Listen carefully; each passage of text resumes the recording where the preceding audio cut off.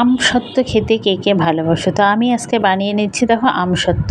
তো এই দেখো আমগুলো এভাবে দেখো টিপে টিপে কষলে কষলে এগুলোর থেকে রস বের করে নিচ্ছি।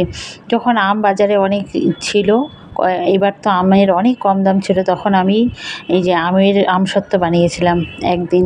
তো ভিডিওটা অনেক দিনের, তো ভিডিওটা এডিট করতে আর দিতেও দেরি হয়ে গেল কারণ টাইমের অভাবে।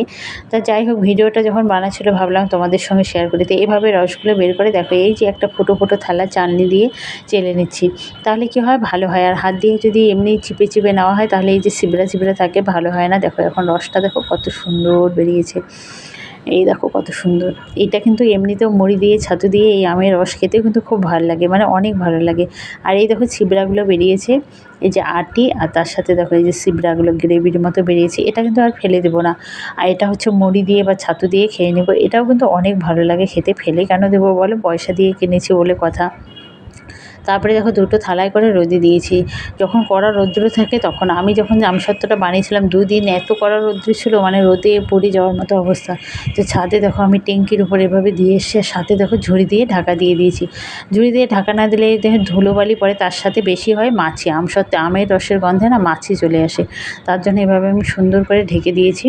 এতে ঢাকাটা হয়নি, আমি পরে আবার ভালো করে ঢেকে দিয়েছি। তারপরে দেখো দুদিন শুকানোর পরে এই যে চলে আসলাম আমসত্ত্ব নিয়ে। দেখো দেখতে কত সুন্দর হয়েছে। বাজার থেকে তো কিনতে পাওয়া যায় কিন্তু সেগুলো অন্যরকম, আর এই যে বাড়িতে বানানো আমসত্ত্ব কিন্তু টেস্ট কিন্তু একেবারে অন্যরকম। দেখো কত সুন্দর হয়েছে, আর দেখো কত সহজে উঠেও আসলো।